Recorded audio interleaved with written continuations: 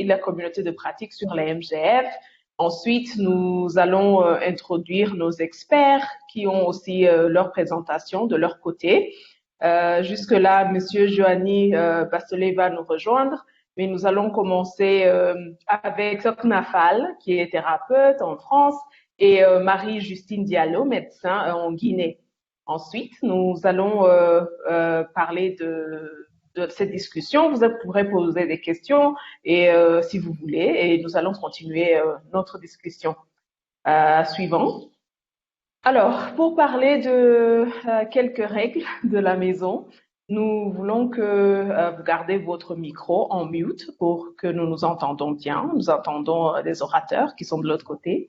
Et puis, vous pouvez aussi poser des questions dans notre boîte de discussion en bas de votre écran. Et si vous souhaitez partager votre expérience professionnelle ou alors si vous voulez nous parler verbalement, vous pouvez le faire, mais vous pouvez nous notifier dans la boîte de discussion.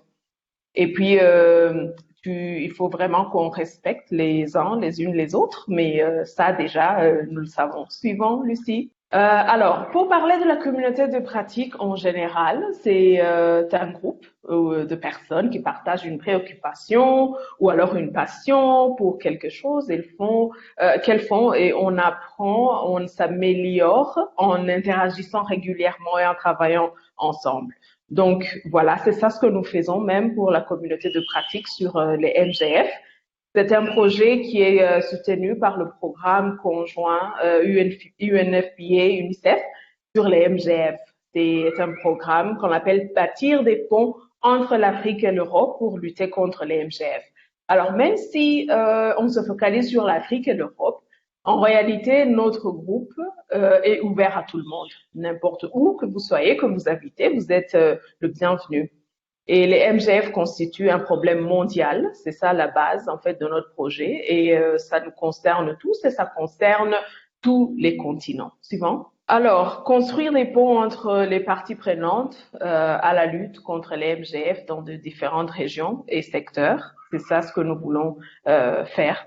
Et puis, il y a aussi promouvoir l'échange de connaissances et expériences de manière vraiment horizontale, intersectorielle. Par exemple, nous avons des académiciens, nous avons des médecins et d'autres professionnels de santé, nous avons des experts techniques à un niveau local ou même international.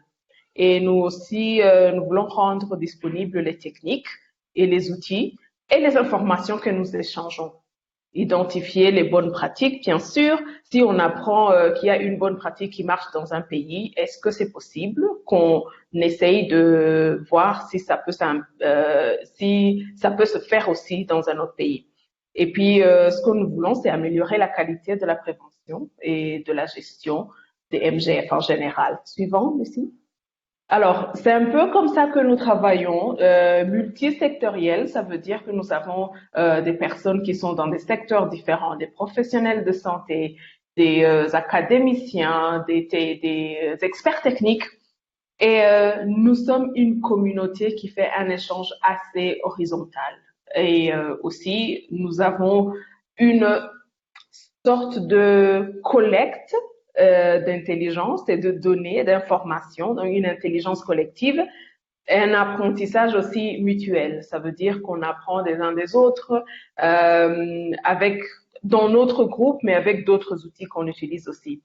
Nous sommes une communauté bilingue basée en français et en anglais. Suivant. Alors, la plus grande part de notre communication se fait sur notre groupe Google, c'est un forum. Nous faisons des débats là-bas et partage d'expériences et d'informations. Nous nous échangeons des actualités sur les MGF. Il y a des lois, s'il y a des lois qui ont été votées par exemple, ou des procès-questions qui se sont passées, il y a des recherches qui sont nouvelles dans le domaine, ou alors partage de contacts ou des conseils. Nous avons aussi un blog qui nous sert à une sorte de collecte de ressources par thème que nous discutions. Nous avons aussi des entretiens avec les membres, par exemple. Il y a des fois où nous prenons des interviews. Et d'ailleurs, vous pouvez voir même une interview qu'on a fait dernièrement avec une collègue du Sénégal qui parlait de une type de MGF de type 4 qui en fait qui est appelé enlèvement de sottiote et ça se fait dans la communauté Wolof qui en fait n'est pas une communauté qui n'est pas connue comme une communauté pratiquante des MGF au Sénégal. Donc voilà, tout ça, vous pouvez même le retrouver sur notre blog. Nous utilisons aussi les réseaux sociaux, Facebook et Twitter.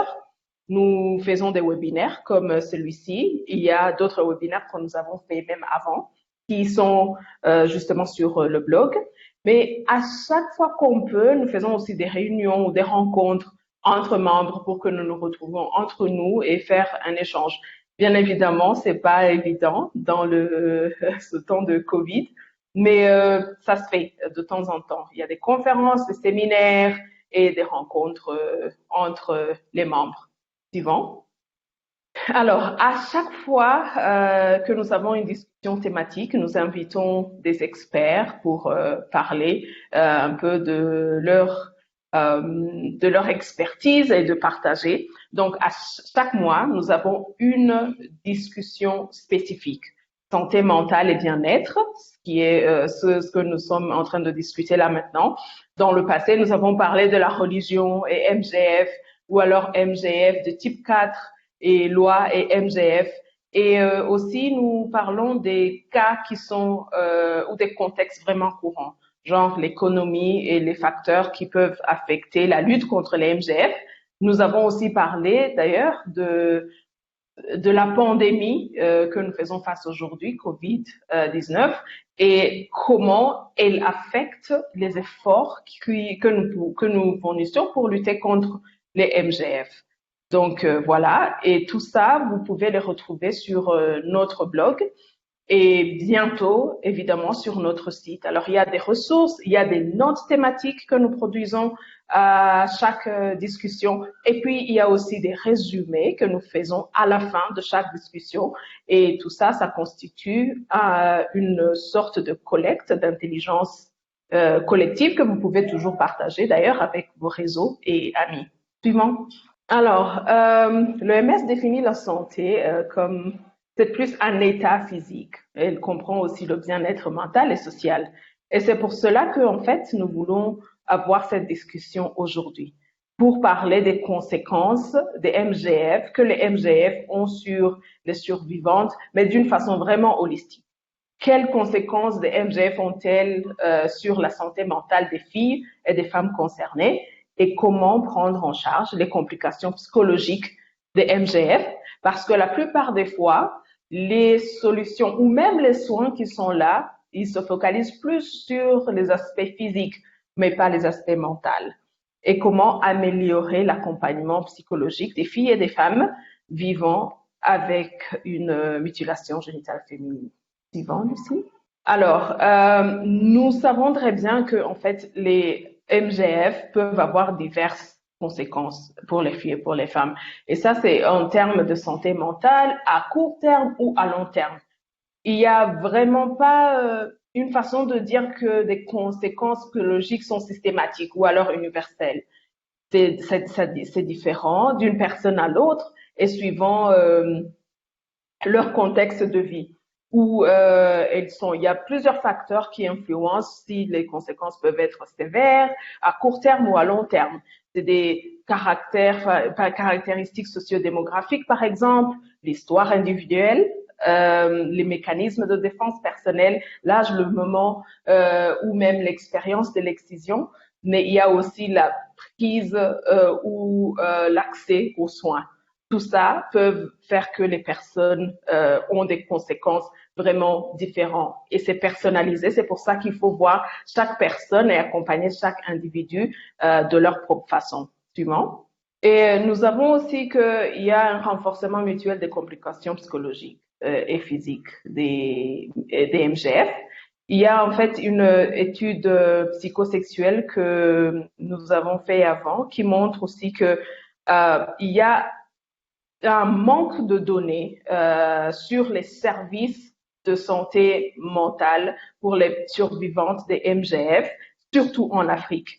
Alors, cela ne veut pas nécessairement dire que ces services n'existent pas, mais c'est vrai que ces services ne sont pas documentés. Et nous espérons que cette discussion nous permettra en fait de savoir quels services qui donnent des soins ou est-ce que ça existe, est-ce que ces soins existent ou alors quels sont les services dans ces pays-là qui ont vraiment une approche holistique pour donner des soins aux survivants des MGF. Il y a aussi les études sur les femmes migrantes vivant avec les MGF en Europe et en Amérique du Nord qui disent que se retrouver, parce que elles se retrouvent hors normes. Là où elles étaient avant, peut-être que ça sentait comme si c'était normal. Mais une fois qu'elles migrent dans d'autres pays, surtout en Amérique ou en Europe, elles se sentent comme si elles étaient exclues. Et ça peut être vécu comme un deuxième traumatisme pour les femmes concernées. Suivant.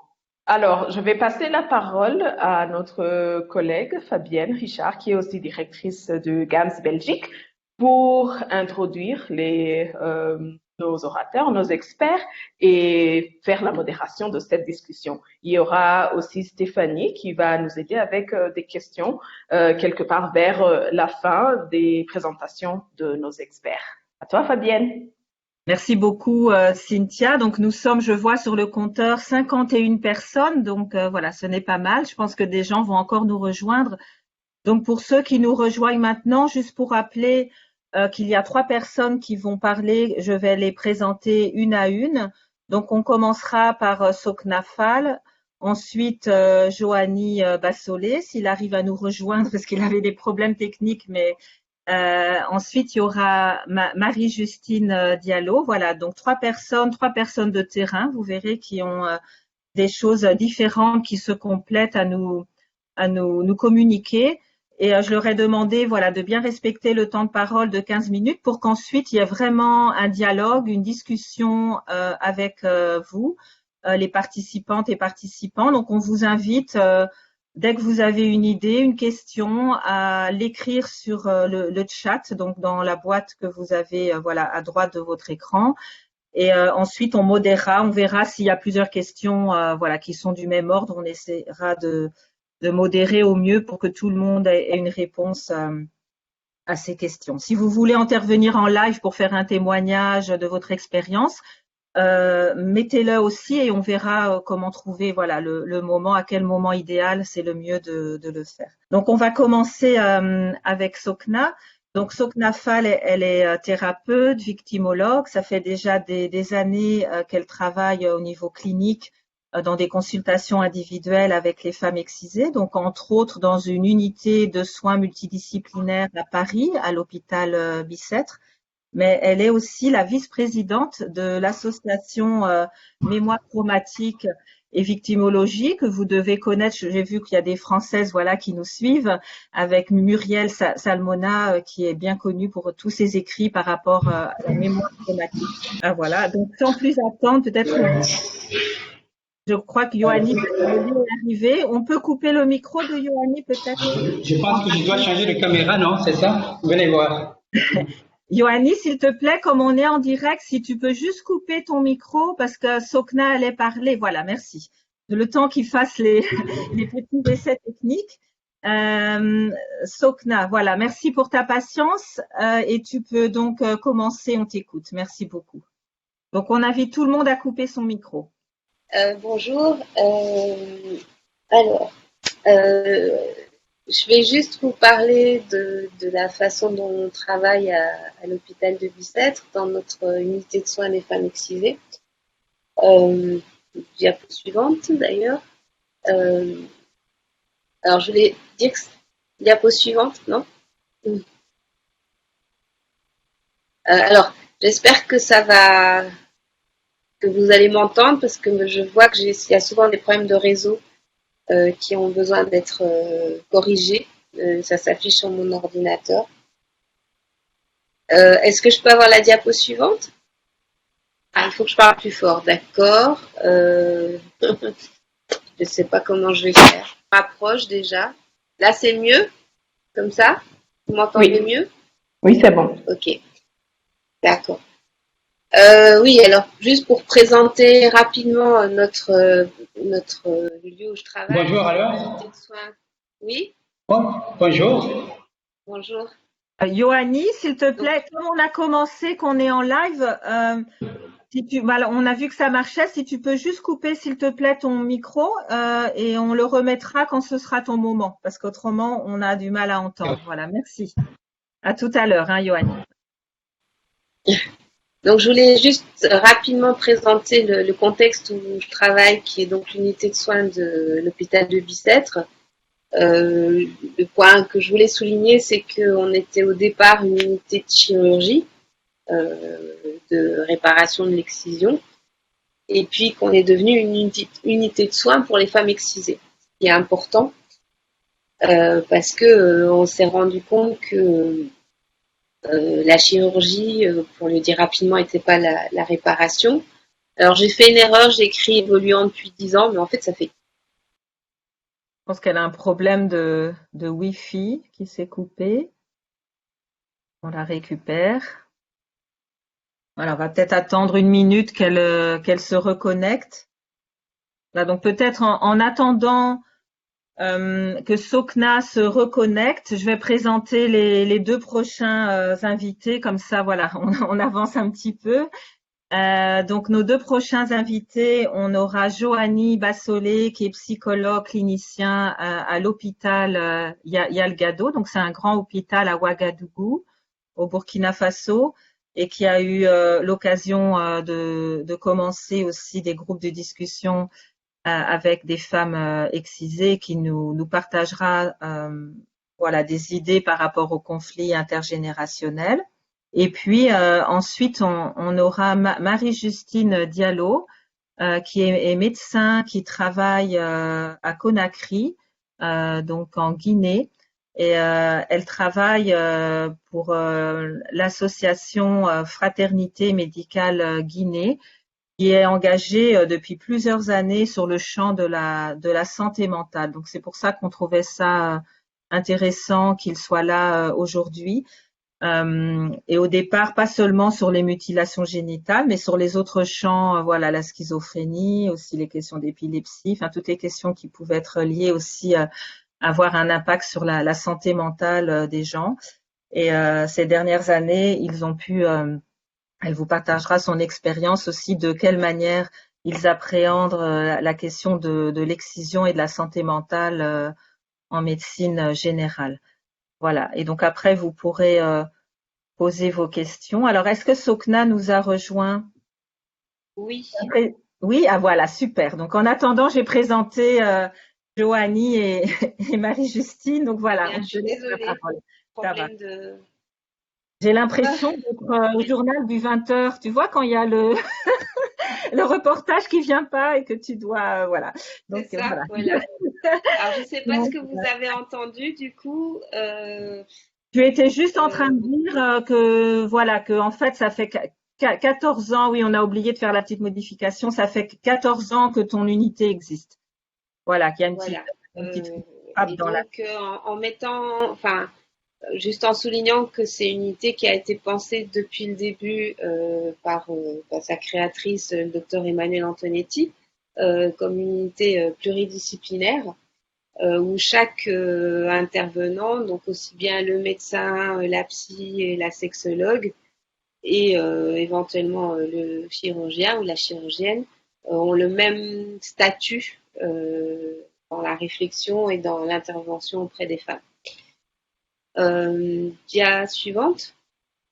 Ah, bon voilà, ça c'était juste la dia qui présentait le fait que les 3 consultations minimales sont systématiques, mais on commence par la consultation médicale parce qu'il faut commencer par le corps et savoir exactement quels sont quel type de mutilation sexuelle a subi la femme et quelles sont les conséquences, en tout cas au niveau corporel.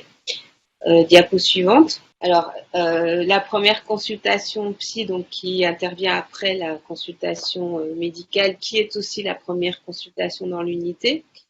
Je fais un peu le tour de ce qui amène la femme à nous rencontrer, donc sa motivation à nous rencontrer, au fait quelles sont les difficultés que lui pose à elle l'excision, en tout cas la mutilation. On n'a pas beaucoup d'autres types que le type 2, mais de temps en temps on en a.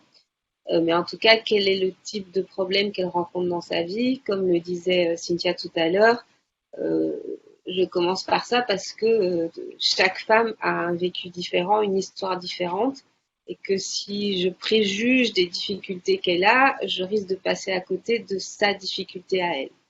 Donc ça les étonne souvent, mais je commence toujours par leur demander quelle difficulté leur pose leur excision. Alors ça a l'air bizarre, parce que c'est évident que l'excision est une difficulté, mais je ne veux pas projeter ou réduire leur expérience aux connaissances que je peux avoir de la question, qui sont par définition pas exhaustives. Ensuite, un autre point très important, c'est l'évaluation et la recherche des séquelles post-traumatiques de l'excision. J'en parlerai après. L'excision peut être un événement traumatique, qui a des conséquences psychotraumatiques sur la personne, mais pas toujours. Donc j'évalue s'il y a des séquelles post-traumatiques. Et puis aussi, je recherche s'il y a d'autres traumas.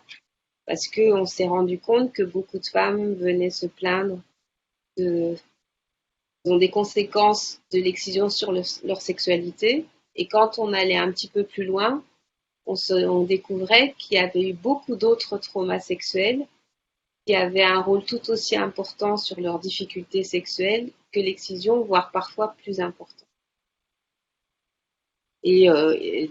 Alors, dans la prise en charge du psychotraumatisme, toute cette phase d'évaluation, finalement, participe aussi du soin. Parce que très souvent, cette phase d'évaluation amène les femmes à parler de choses dont elles n'ont jamais pu parler, à être, entendues sur des questions qu'on ne leur a jamais posées ou qu'elles n'ont jamais pu poser. Et même si c'est une première consultation et une consultation on pourrait dire axée sur l'évaluation, il y a déjà une forme de prise en charge. Dia suivante. Donc là, c'est ce que je vous disais tout à l'heure, de façon un peu plus détaillée. Quand j'évalue les séquelles post-traumatiques de l'excision, c'est-à-dire que je m'enquière de savoir si les femmes ont des souvenirs de l'excision, puisque pour un certain nombre de femmes, l'excision, elle a eu lieu dans la toute petite enfance, même à tout premier jour. Donc dans ces cas-là, évidemment, il ne peut pas y avoir de souvenirs, en tout cas pas de souvenirs conscients. Il peut y avoir des souvenirs corporels, mais en tout cas, pour les femmes qui ont été excisées plus tard, il peut y avoir des pensées intrusives, c'est-à-dire des images, des sons, voire même des sensations liées à l'excision qui reviennent spontanément.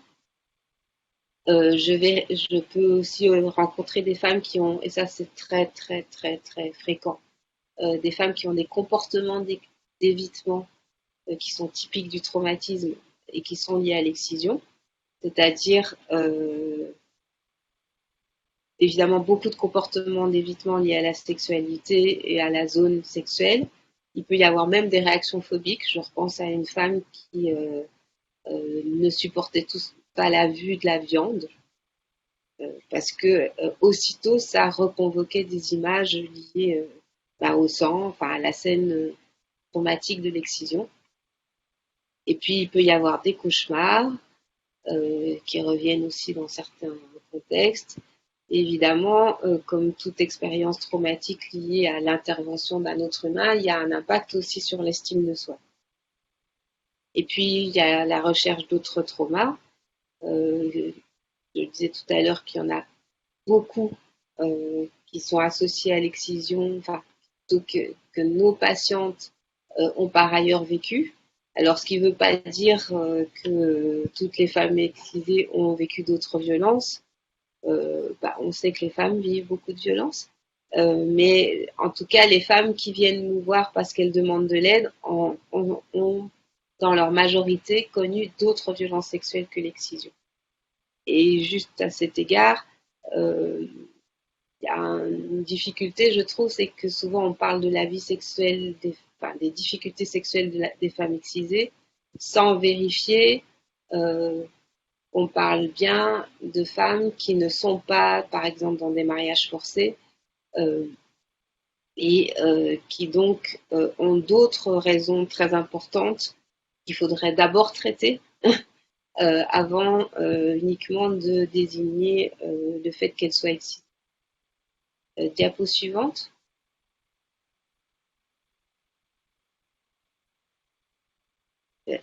Alors, évidemment, donc quand lors de cette première consultation, il y a un état psychotraumatique qui est identifié, je vais proposer d'autres entretiens. Si c'est nécessaire, je vais essayer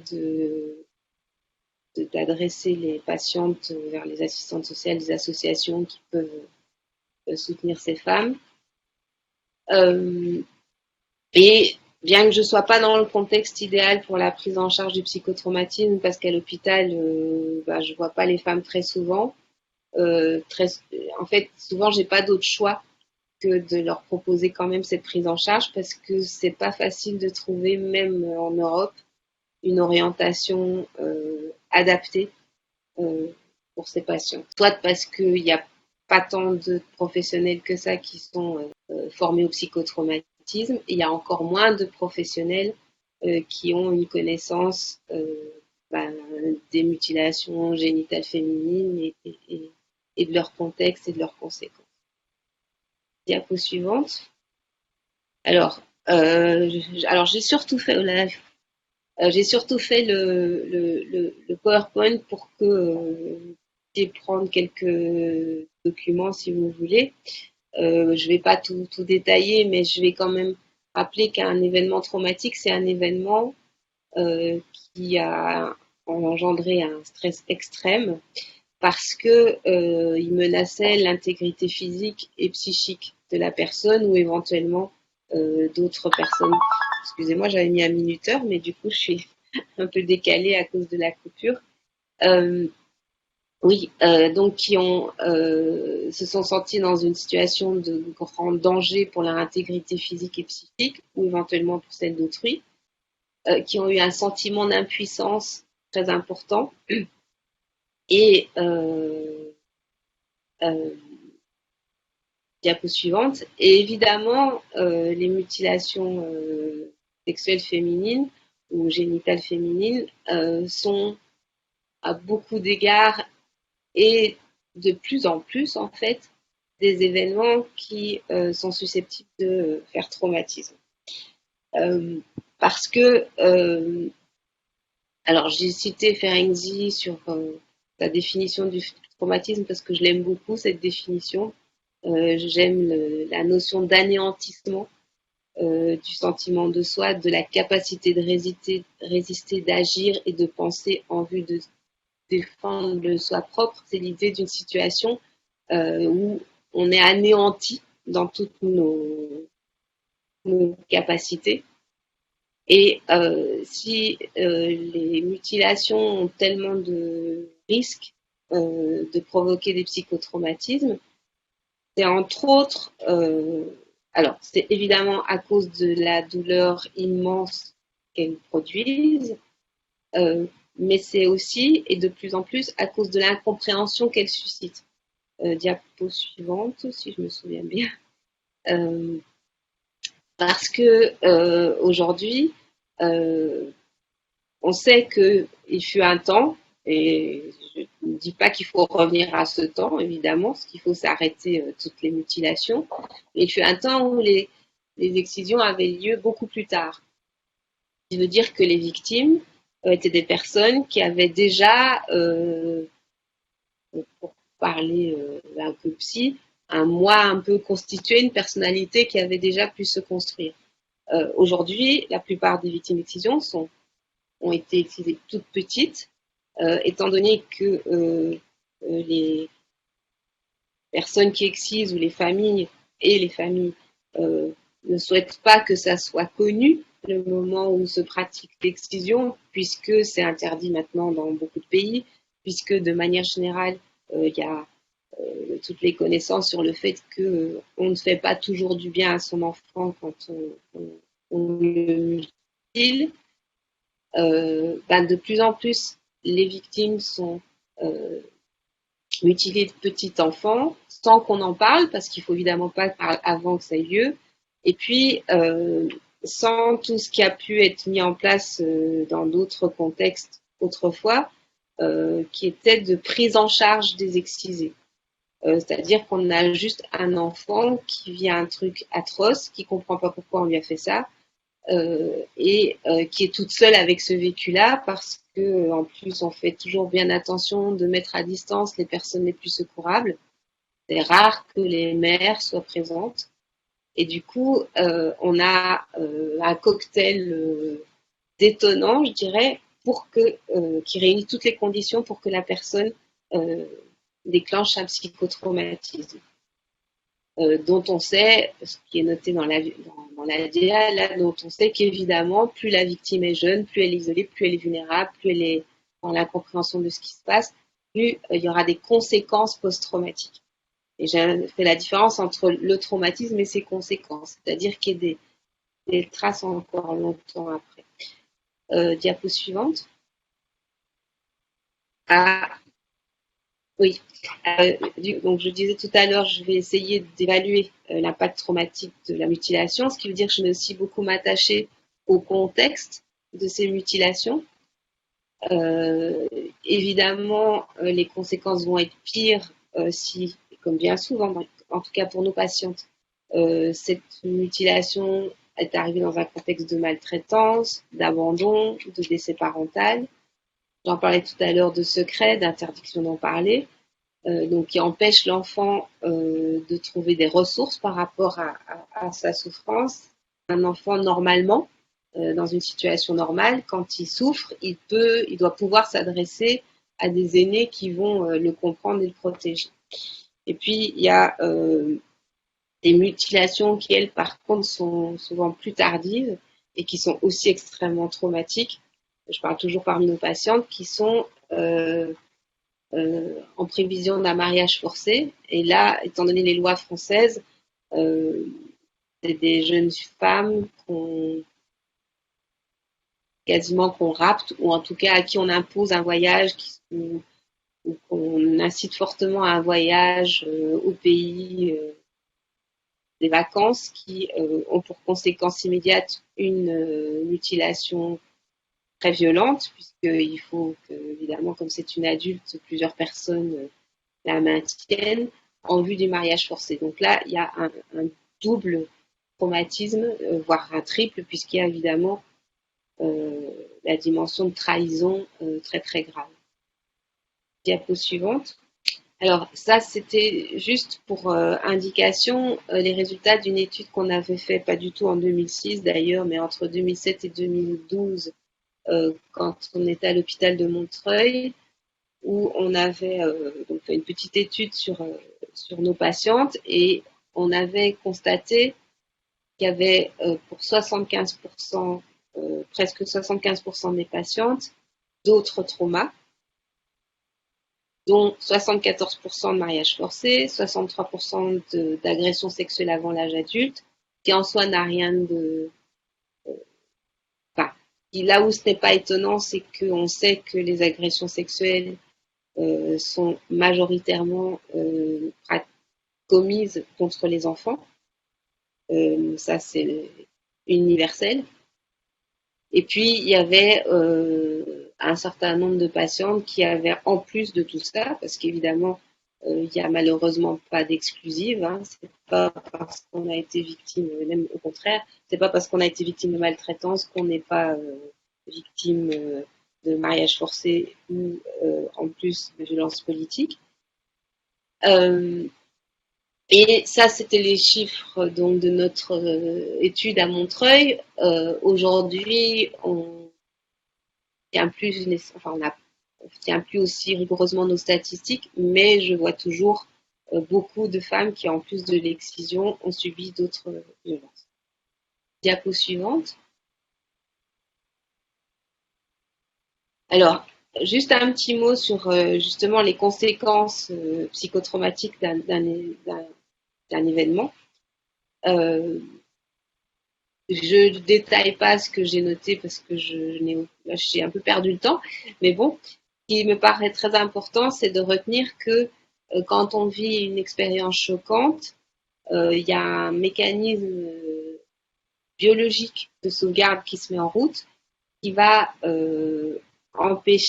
qui va nous dissocier, qui va nous déconnecter de la réalité qui est en train d'avoir cours. Alors c'est un mécanisme très important, très précieux en fait, qu'on peut résumer par une anesthésie grâce à des drogues endogènes et qui va être qui va jusqu'à être une anesthésie physique, mais aussi une anesthésie émotionnelle, qui fait que au moment de l'événement, je crois qu'on peut passer à la diapo suivante, au moment de l'événement, il peut y avoir une coupure totale de ce qu'on ressent par rapport à ce qui est en train de se passer. Alors, ce qui est très important, c'est que cette coupure, cette déconnexion, va faire que les souvenirs de l'événement, la mémoire, la mémorisation de l'événement ne va pas être normale. C'est-à-dire, elle ne va pas être comme nos autres souvenirs. Elle va être une mémoire qu'on appelle la mémoire traumatique, qui est une mémoire brute, où il n'y a aucun traitement des différentes parties de l'événement, peuvent être d'ailleurs complètement je dirais en vrac dans la mémoire, enfin dans la partie, oui, on peut dire dans la mémoire de la personne, c'est-à-dire que les souvenirs ou les associations que la personne peut faire à l'événement traumatique sont en désordre. C'est pas, par exemple, vous pouvez avoir quelqu'un qui va vous parler d'une excision très traumatique, mais avec apparemment aucune émotion. C'est-à-dire que l'émotion, elle est ailleurs. On ne sait pas très bien où elle est, mais en tout cas, elle n'est pas au moment du récit. Diapo suivante. Et donc, cette mémoire traumatique, ce qu'elle a comme effet principal, c'est que contrairement à une mémoire autobiographique normale, où on peut reconvoquer des souvenirs et raconter, et contextualiser et analyser, cette mémoire-là, elle va être à l'origine de ces reviviscences dont je parlais tout à l'heure, qui vont se traduire en forme de flashbacks, de cauchemars, de ces pensées intrusives, mais éventuellement aussi de sensations physiques. Je me souviens d'une femme qui m'avait dit, à la suite d'une présentation de notre travail, qui m'avait dit que en nous écoutant, elle avait ressenti une douleur très violente à l'entrejambe. Des choses qui arrivent de temps en temps, c'est-à-dire qu'il n'y avait pas d'émotion consciente. Bon, elle savait qu'elle avait été excitée, elle nous écoutait, mais il n'y avait pas d'émotion consciente, mais par contre son corps parlait. Et du coup, chaque exposition, chaque mise en contact avec quelque chose qui a à voir avec l'événement traumatique va faire exploser cette mémoire traumatique.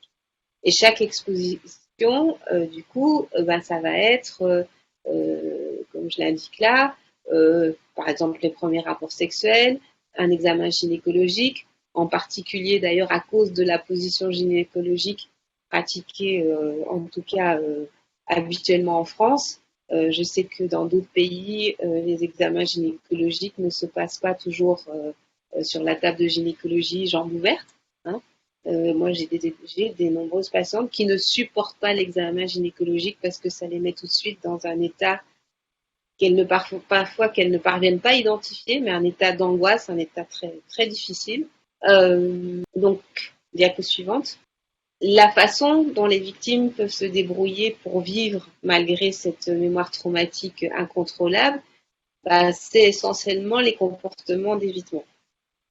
J'en parlais aussi tout à l'heure, c'est-à-dire éviter de toucher cette zone, de la regarder. Elles peuvent interdire aussi à leurs compagnons d'y toucher, de la regarder. Dans le contexte de notre unité où il y a quand même un peu de chirurgie qui est pratiquée, et de manière générale, vu que la chirurgie clitoridienne a quand même beaucoup de développement, c'est une préoccupation qu'on a eue dès le début, c'est-à-dire du risque d'explosion de la mémoire traumatique en post-op d'une opération clitoridienne.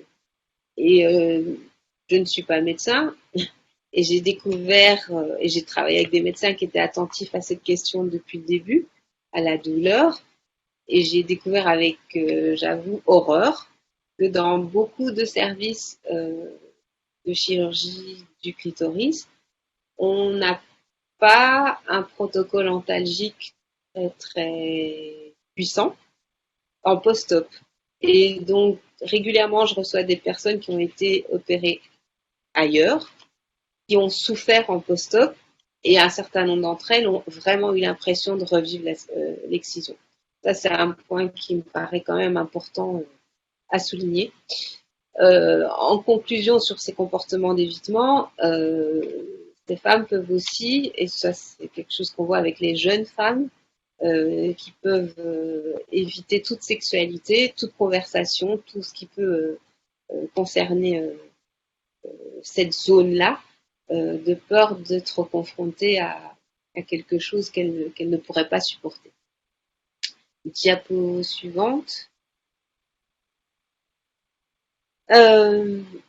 Alors, je pensais pas parler de ça. Finalement, vous n'avez pas raccourci le PowerPoint.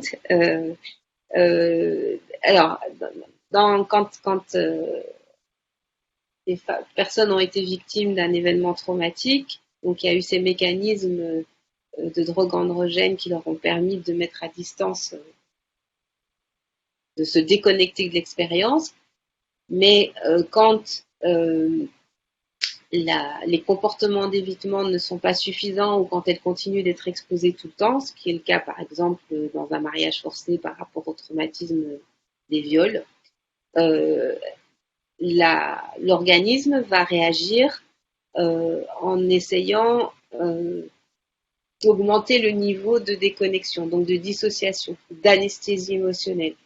Et dans ce cas-là, on ne comprend pas bien les victimes parce qu'on les voit se mettre en danger, on les voit se scarifier, on les voit se priver de nourriture, enfin on les voit faire toutes sortes de choses étranges, mais ces choses en fait elles ont une fonction vitale pour elles, c'est que ça les déconnecte de leurs émotions, donc ça leur permet de ne pas être constamment submergés par les effets de l'événement traumatique. Dans mon expérience, j'ai pas remarqué beaucoup des conduites dissociantes, donc ces conduites qui permettent d'augmenter le niveau de stress pour augmenter la production d'anesthésie endogène. Dans mon expérience, j'ai pas rencontré beaucoup de victimes d'excision qui avaient des conduites dissociantes liées à la mutilation, mais ça peut arriver. Et c'est vrai que je me suis posé la question du rôle dissociant pour les exciseuses et pour les mères qui défendent à tout prix l'excision. Je me suis quand même fait l'hypothèse que c'était une manière pour elles de mettre à distance leur propre souffrance et la violence qu'elles avaient subie. Diapo suivante. Et donc, enfin, pour terminer sur ce que je fais à l'hôpital de Bicêtre, quand on a quand même eu, enfin quand la femme a quand même souhaité être opérée et qu'il y a eu une opération, parce qu'on n'en fait pas beaucoup, il y a toujours une consultation, enfin, il y a même plusieurs consultations psychologiques en post-op, il y en a une en très proche, parce que je veux m'assurer justement que les éventuelles douleurs en post-op, même si notre protocole va jusqu'à la morphine si besoin, hein, pour éviter cela au maximum. Si ces éventuelles douleurs ou simplement le fait d'avoir été opéré à cet endroit-là n'a pas réactivé le traumatisme. Si donc il n'a pas fait revenir des pensées intrusives, des images d'excision, des angoisses, etc. Je fais aussi beaucoup attention aux rêves qui peuvent donner une indication sur ce processus, le processus en cours. Est-ce qu'il y a cette intégration de l'expérience traumatique? Par intégration, en fait, on entend le fait que l'expérience traumatique devient une expérience autobiographique, c'est-à-dire que la personne est capable de raconter de façon à peu près cohérente, avec les émotions adaptées, mais sans être complètement submergée. Ou est-ce qu'on a au contraire une réactivation de l'expérience traumatique? Et là, en fait, c'est comme si le trauma se rejoue à nouveau. Ce que je peux dire avec une certaine satisfaction, c'est que je n'ai, parmi les personnes qu'on a opérées, je n'ai que très rarement vu, enfin non, j'ai pas vu de réactivation en post-op. Par contre, j'ai vu des rêves qui parlaient des maltraitances et qui, en fait, par exemple, j'ai eu souvent des patientes qui rêvaient que leurs parents les réexcisaient. C'est-à-dire que les parents découvraient qu'elles avaient été opérées et les poursuivaient, enfin, ou les forçaient à une réexcision. Mais j'ai pas vu, par contre, en tout cas dans notre façon de travailler, de personnes qui avaient vraiment une réactivation du traumatisme initial. Voilà, je ne sais pas du tout si je suis restée dans les temps. En tout cas, c'était un peu débordée. Voilà, merci. Oui, mais j'ai le contrôle là puisque ça a coupé. Merci Sokna. Oui, tu as été perturbée avec Oui, je ne savais plus du tout, j'en étais. Ouais. Voilà, ça a débordé, mais écoute, on va essayer de gérer. Donc, un grand merci, Sokna. Juste pour rappeler, parce que tu parlais, voilà, que certains centres mettaient pas des protocoles antalgiques, donc contre la douleur, très très puissants, et qu'on pouvait rentrer dans une une douleur en fait chronique. Juste rappeler qu'il y a un réseau européen qui s'appelle Care and Share, donc voilà, c'est se soigner et partager les connaissances, qui a été créé par Dr Martin Caillet et Dr Rada Hatem de la Maison des Femmes. Et le but, c'est justement ça, c'est d'essayer d'harmoniser les pratiques, mais vers le haut, pas vers le bas. C'est important. Et de partager nos pratiques pour améliorer ça. Le protocole douleur post-op, c'est vraiment quelque chose qui est à l'agenda. Donc, c'était juste pour rappeler ça. Voilà, sans plus attendre. Donc, tu restes avec nous. J'invite les gens à poser vos questions sur le chat. Pour l'instant, je pense pas en avoir vu. Voilà, j'ai lancé un appel, donc n'hésitez pas. Parce qu'après les deux autres présentations, on va ouvrir le débat et on reprendra les questions qui sont dans le chat. Donc voilà, on est toujours avec 50 personnes en ligne. Alors, je vais inviter maintenant Joanie Bastolé. Est-ce que tu nous entends, Joanie? Tu peux ouvrir ton micro. On t'a vu tout à l'heure arriver dans ton bureau. Est-ce que tu es encore là? Oui, voilà. Ça peut aller. Voilà, très bien. Donc, je t'ai présenté tout à l'heure, comme il y avait un petit problème technique, j'en ai profité, je t'ai déjà présenté. Et donc, sans plus attendre, voilà, j'aimerais que tu partages avec nous. Donc, merci de respecter le temps. La question, voilà, du conflit intergénérationnel. Donc, quand on a préparé cette intervention, enfin ce webinaire, j'ai eu l'occasion de parler avec Sokna, Marie-Justine, Joanie. Et je lui disais à Joanie, de quoi t'aimerais parler, qu'est-ce qui est important pour toi. Et Joanie me disait voilà qu'il y avait un aspect qu'il trouvait négligé dans la question voilà de l'abandon de l'excision, l'impact sur la santé mentale, c'était le conflit intergénérationnel. Et donc je vais le laisser maintenant voilà développer son idée. Donc Joanie, tu as la parole, s'il te plaît. Merci et bonsoir à toutes et à tous. Alors, c'est vrai que généralement, l'excision est référencée à, c'est pas un passif, un actif culturel puisque c'est des choses qui se continuent et à quelque chose de l'ordre du transgénérationnel. Dans ce cas, le psychologue il perd un peu sa façon, voilà, il ne trouve plus sa place et c'est pourquoi j'ai voulu faire en sorte que dans peut-être dans l'organisation de ce qui est mis en place dans les différentes organisations, il puisse y avoir un espace pour la pratique du psychologue qui est centré bien sûr sur l'intersubjectivité. Et qui dit intersubjectivité, évidemment, fait référence à ce qui est de l'ordre systémique, c'est-à-dire en référence à la fille, à ses parents. Alors, et c'est pourquoi j'étais en tout cas intéressé par le fait que l'organisation de ce forum-là me permet peut-être de poser la question. Alors, c'est vrai, dans nos pays, l'excision, la pratique, la lutte contre l'excision est fortement portée par ce qu'on appelle des personnes ou des personnalités de tout premier plan, à savoir, généralement, pour ce qui concerne le monde politique, n'est-ce pas, c'est les premières dames qui sont en avant de ce combat. Et pour ce qui concerne le culturel, il y a les chefs traditionnels coutumiers. Et pour ce qui concerne, bien sûr, tout l'aspect religieux, vous avez tous les dignitaires religieux, n'est-ce pas, qui sont mobilisés pour faire en sorte que, voilà, la pratique de l'excision soit quelque chose, n'est-ce pas, de combattu. Mais il se trouve que, la plupart des législations, en tout cas, criminalisent l'excision. Ça veut dire que, visiblement, il y a un conflit qui est posé, et une organisation, en tout cas, quelque chose qui est posé et qui remet dans l'espace politique, dans l'espace social, la notion du conflit. Seulement, quand on pose la notion de conflit sur le plan politique, disons, ou culturel, ou même religieux, on se retrouve confronté à ce qui est de l'ordre du conflit entre l'Occident et le Sud. Et voilà. C'est-à-dire que de quel droit, n'est-ce pas, y a-t-il à parler de l'excision pour des gens qui ne sont pas de la sphère culturelle, etc. Donc c'est une pratique qui renvoie à un conflit qui n'a pas, qui, mon sens, dénature un peu les choses. Et je préfère, moi, parler, n'est-ce pas, reposer le problème en termes de conflit intergénérationnel, plutôt que de l'ordre du transgénérationnel, c'est-à-dire quelque chose qui transcende un peu les générations, qui appartient à l'ordre de ce qui est transmis et qui doit être forcément appliqué et non pas de ce qui est pensé.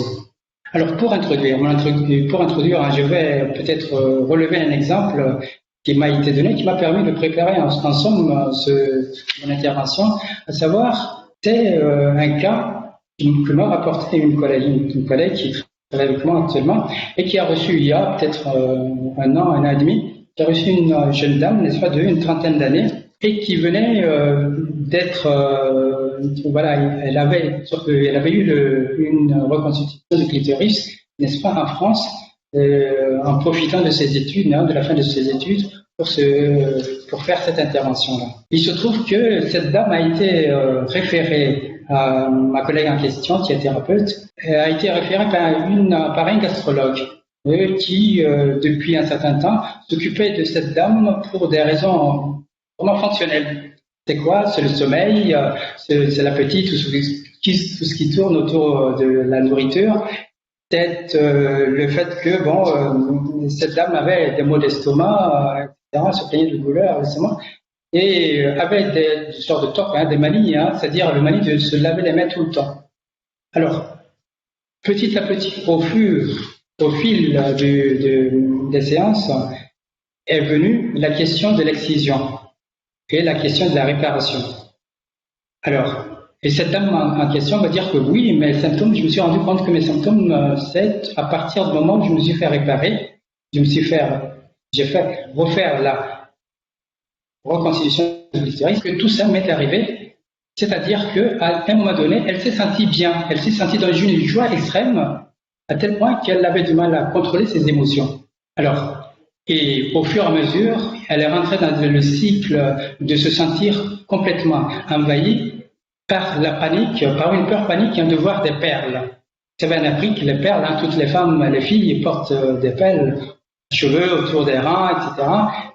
Voilà, c'est difficile d'avoir cette phobie des perles-là en Afrique. En tout cas, ça montre que la vie de cette femme en question était complètement bouleversée par cette phobie-là. À tel point que quand elle voyait elle croisait une dame qui portait des perles, n'est-ce pas, aux cheveux, etc., ou des colliers, de simples colliers, elle s'enfuyait. Ils vraiment de panique. Et toute la journée, elle passait la journée à nettoyer les portes, les poignées des portes, parce qu'elle s'est dit que Il y a des femmes qui ont ouvert cette porte-là et qui portent des colliers ou des perles.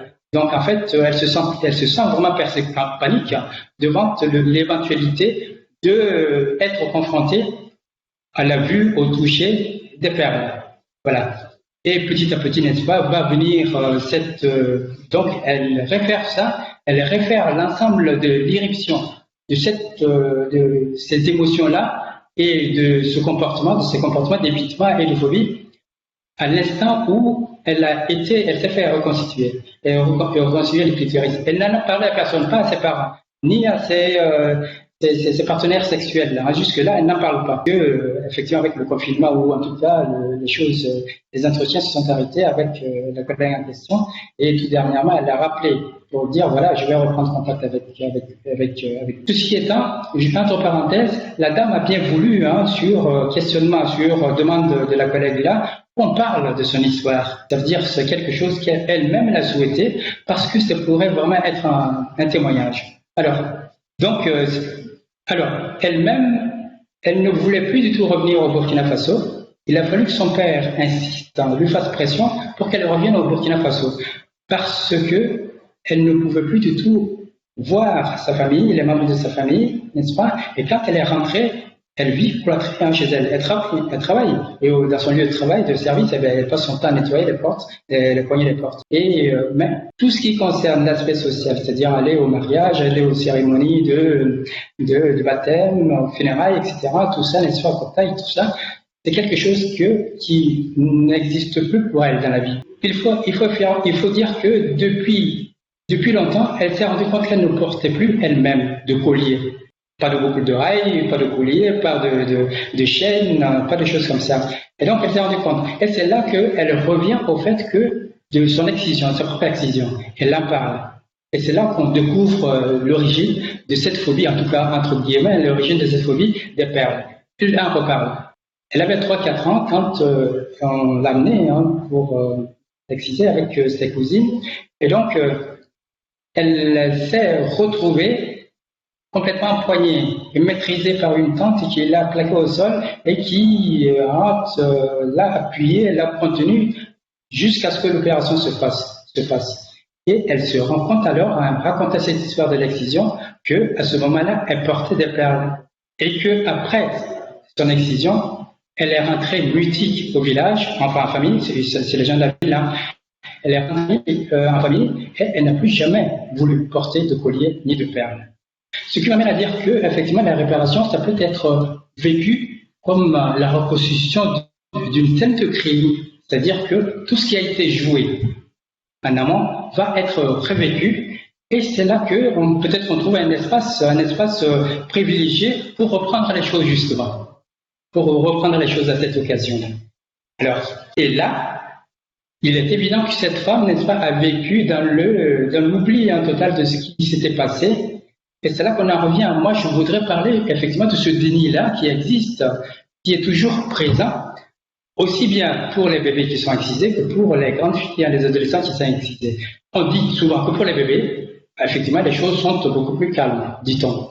Mais il se trouve que le mécanisme de déni, à mon sens, et en tout cas d'après la littérature, c'est un mécanisme infantile, enfin du monde qui appartient au monde de la France et qui est vécu comme quelque chose de normal, qui protège l'enfant. Et ça se remarque généralement quand la famille est en deux et que les parents pleurent, il y a un cadavre qui est là, la famille pleure, on voit les petits-enfants jouer autour.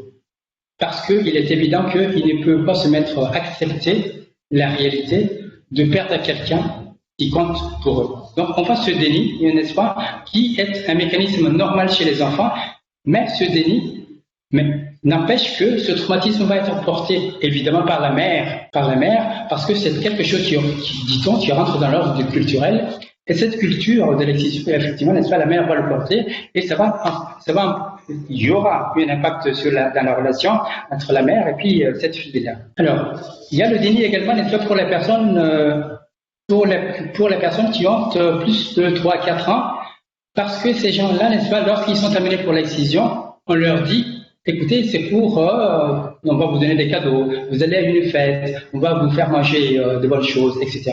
Il se trouve qu'arrivé, effectivement, ces personnes-là, ces filles, sont maîtrisées et excisées dans la zone de leur, indicible. Maintenant, seulement ces filles, n'est-ce pas, ces enfants vont se dire qu'elles ont été quelque part consentantes, vu qu'elles sont parties gaiement pour la fête. C'est comme si elles s'étaient livrées. Voilà. Alors, ce qui fait qu'on aura une sorte de culpabilité par rapport dans ce domaine-là, qui fera que ces filles éviteront de reporter la douleur, de reporter le traumatisme sur les personnes d'en face, les parents. Je ne parle pas maintenant pour les adolescentes, celles qui ont 18, 16, 18 ans, n'est-ce pas? Il est évident que là, dans nos sociétés, j'ai vu, j'ai assisté à pas mal de cérémonies de ce type, l'excision est quelque chose de ritualisé. C'est-à-dire que c'est un rituel qui valorise vraiment la femme et qui fait des jeunes filles excisées des superwomen, quoi. Des filles débattantes qui sont capables de supporter la douleur, qui sont capables de se confronter à quelque chose de terrible pour leur famille, et donc d'être des femmes parfaites au foyer, soumises, attentives aux besoins du mari et capables d'abnégation pour leur conjoint, pour la famille.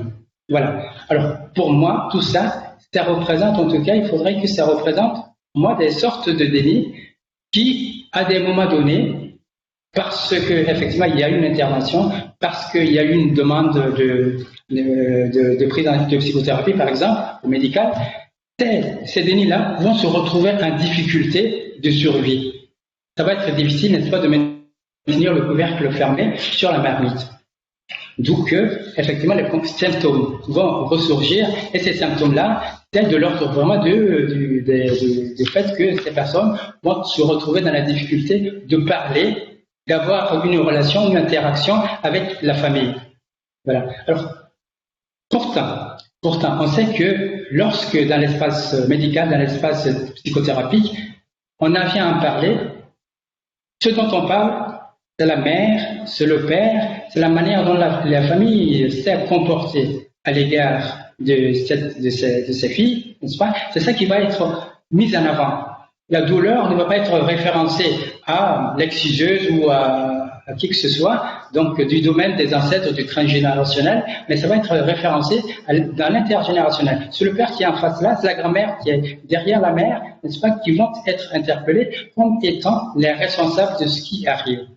Et ce qui arrive de plus en plus, on se rend compte que ce qui arrive là, c'est que la difficulté de gérer, de porter les stigmates de l'excision dans le climat actuel, dans l'environnement actuel. J'en ai reçu quelques personnes, quelques femmes qui ont été envoyées par leur mari parce que, effectivement, il y avait une difficulté à faire en sorte que le couple-là, sur le plan sexuel, fonctionne comme d'ordinaire. Il fallait que le mari s'épuise, n'est-ce pas, pour arriver à produire quelques effets sur son épouse. Et donc, il y a quand même, n'est-ce pas, un changement radical du côté des partenaires qui invitent ou qui poussent en tout cas les femmes à faire en sorte de trouver remède à leur situation. Voilà. Alors, il n'y a pas que, il est évident, on a parlé de cette fille, cette étudiante, il est évident que toutes les personnes qui ont affaire à se confronter à la civilisation ou pas à la civilisation, à la culture présente, à l'évolution du monde présent, vont être obligées de se remettre en question par rapport à ce statut, parce que ça devient un statut, ça a toujours été vécu comme un statut, pris comme un statut depuis les origines, le statut d'excisé. Voilà. Alors, et c'est pourquoi je voudrais en tout cas que dans les dispositifs d'aide ou de support par rapport aux excisés, aux personnes excisées, aux filles excisées, n'est-ce pas, il puisse y avoir dramatisation de la scène, redramatisation de la scène. Il ne s'agit pas de le faire comme si de rien n'était, il s'agit véritablement, n'est-ce pas, de se lancer dans des véritables théâtres de psychodrame pour faire en sorte que la mère et la fille, la grand-mère, puissent retrouver des positions qui sont des positions d'abord conflictuelles, mais ensuite des positions d'élaboration de ce qui a été vécu, imposé et supporté et gardé dans le silence par les parents. Donc et c'est en tout cas le sens de mon intervention, c'est de faire en sorte que de ne pas faire de l'excision quelque chose qui appartient à l'histoire, au domaine historique, mais de faire de l'excision comme quelque chose qui peut se rejouer dans le présent de manière dramatique et faire en sorte que ce drame-là, ce psychodrame, soit un mécanisme de réparation, un mécanisme où la personne, les parents vont redonner le temps, ce temps-là, faire don pour la réparation, refaire don de temps à leur fille parce que ce temps leur a été complètement volé, parce que ces filles se sont retrouvées figées dans le temps, donc il faut leur redonner ce temps-là. Voilà, je vous remercie. Un grand merci, Joanie, pour le cas clinique et aussi pour voilà cette invitation à aller au-delà du déni, à casser ce silence, à voilà. On sent dans ton intervention que tu pousses au dialogue entre générations, entre la mère, la grand-mère et la fille. Et je sais que, enfin, j'ai des patientes aussi en consultation qui ont déjà fait ce pas-là. C'est pas toujours évident. Certaines femmes l'ont fait après l'opération parce qu'elles se disaient si j'appelle avant l'opération, ma mère va m'influencer pour pas me faire opérer. Donc je sais, il y a des femmes qui ont dit je reprends d'abord le contrôle sur mon corps, je décide pour moi et après j'appelle ma mère pour lui dire pourquoi j'ai fait ça et où j'en suis. Donc on aura l'occasion voilà d'en débattre après encore. Un grand merci, Joanie. Donc tu restes avec nous. Tu peux couper ton micro et le réouvrir quand il y aura les questions. Et sans plus tarder, je vais inviter notre troisième oratrice. Un grand merci d'abord Marie-Justine, voilà pour ta patience, comme tu es la troisième oratrice. Et donc Marie-Justine Diallo est médecin.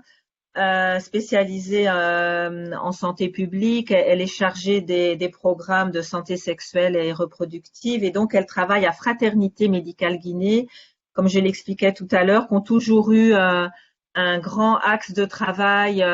Ils ont été des pionniers en Guinée par rapport à ça, à la santé mentale. Donc avoir une attention à la santé mentale en première ligne. Marie-Justine, je te laisse la parole. Merci. Bonjour à tous, je suis Diallo Marie-Justine de la Guinée-Conakry. Alors, moi, je vais vous parler de la perception des mutilations génitales féminines en Guinée, de la santé mentale, mais aussi je profite de ce webinaire pour partager avec vous des expériences de notre ONG Fraternité Médicale en ce qui concerne la lutte contre les mutilations génitales féminines. Alors, ceci dit, la Guinée, mon pays, est l'un des pays les plus renommés dans la pratique des mutilations génitales féminines. Et cette pratique est commune à toutes les ethnies de la Guinée. Vous remarquerez avec moi que 97% des femmes et des filles guinéennes sont victimes de mutilations génitales féminines. Et cette prévalence est la même tant dans les villes que dans les villages. Et cela malgré l'existence des lois qui sanctionnent cette pratique.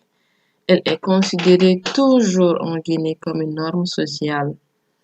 Mais l'espoir est encore permis parce que l'État en parle, mais aussi la société civile, et dont fait partie notre ONG Fraternité Médicale Guinée en parle aussi.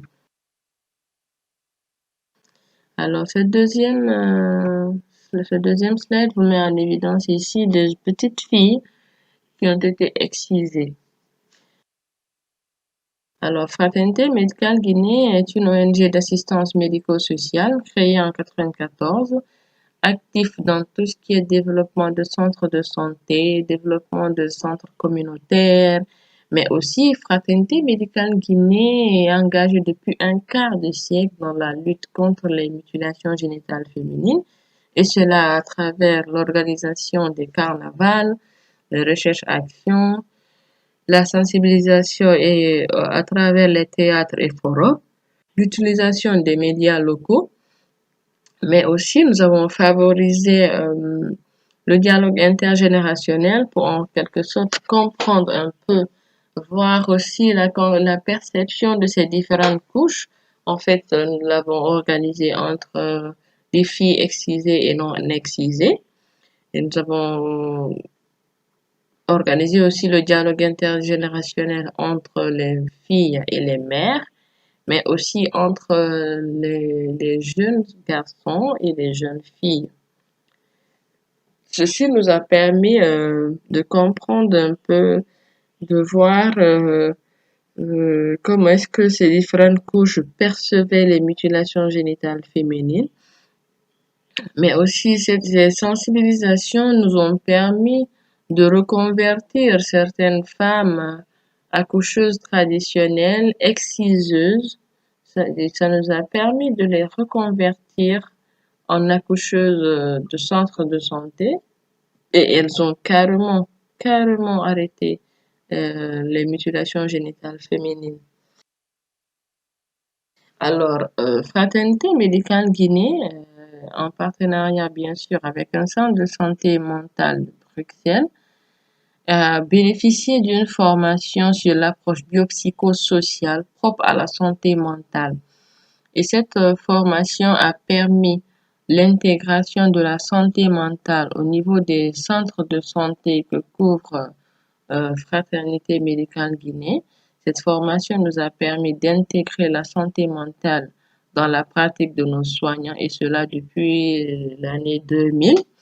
Et actuellement, nous sommes même en pleine extension de cette formation reçue-là au niveau de 7 autres centres de santé publics afin que ces centres de santé-là aussi puissent intégrer la santé mentale dans leur pratique.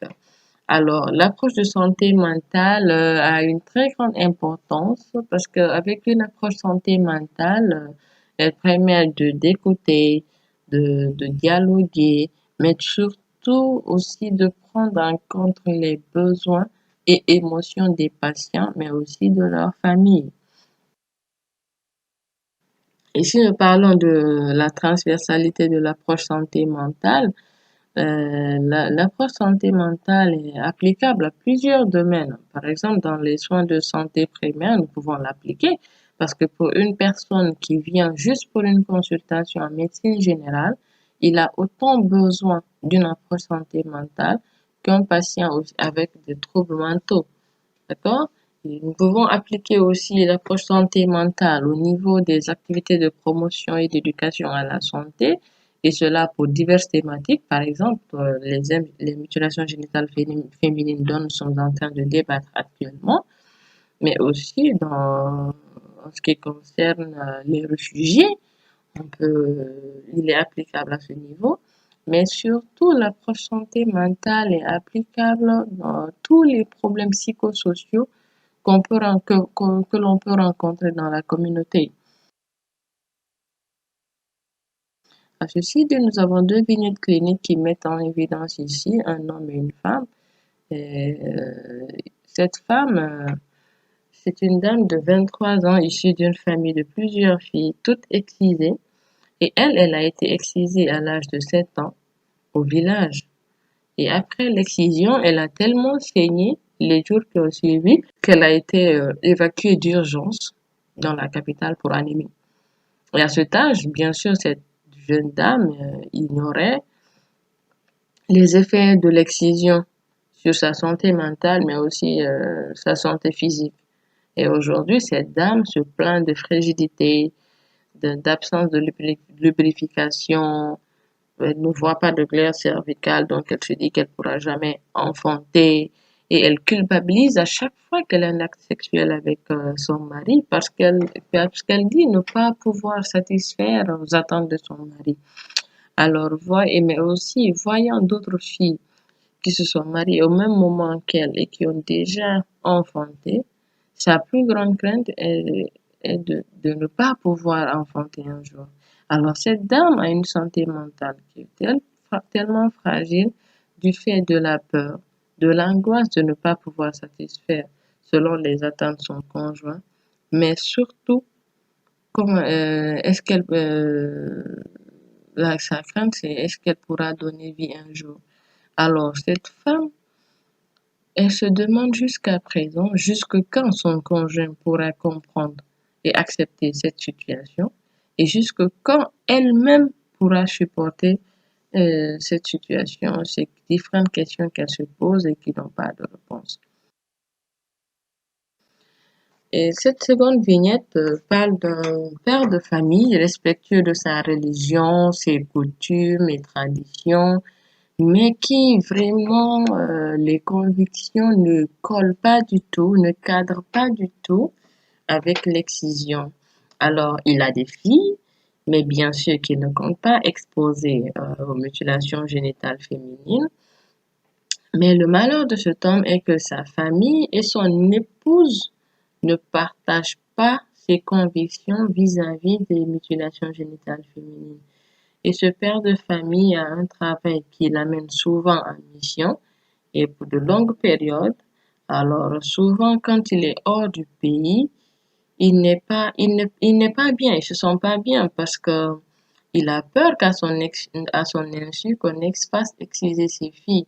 Alors, ça fait que ce monsieur, ce pauvre, il est traumatisé et il dort à peine.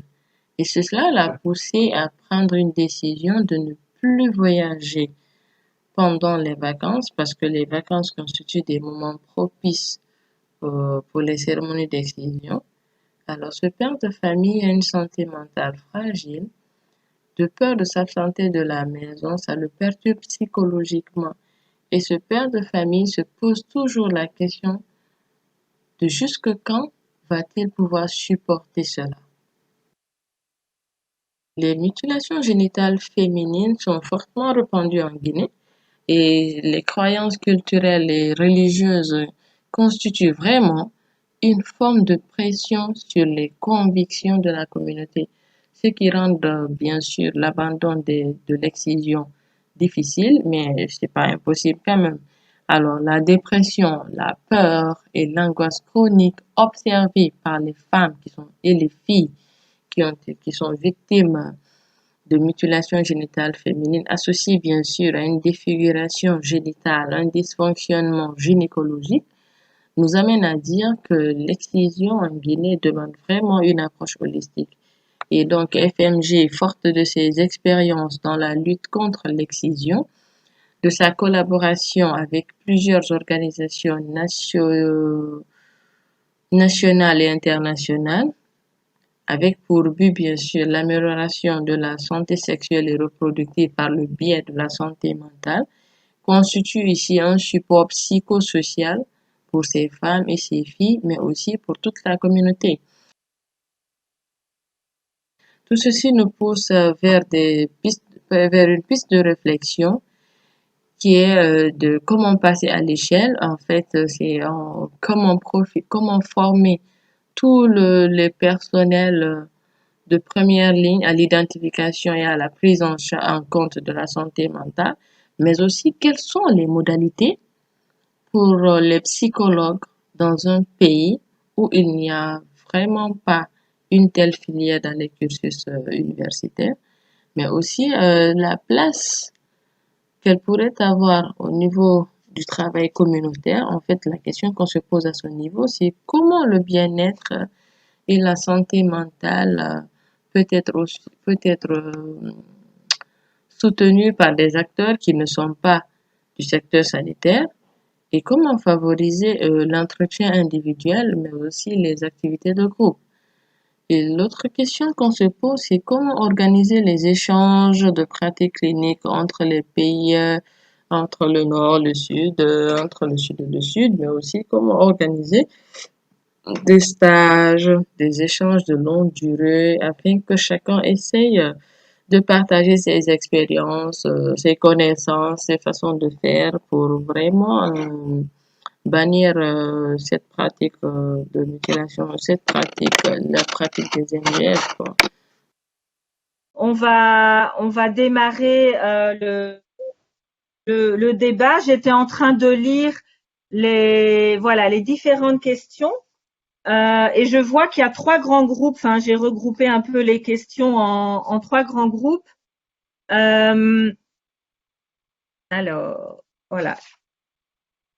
Ah oui, j'étais perdue. Une première, c'était tout ce qui touchait la sexualité.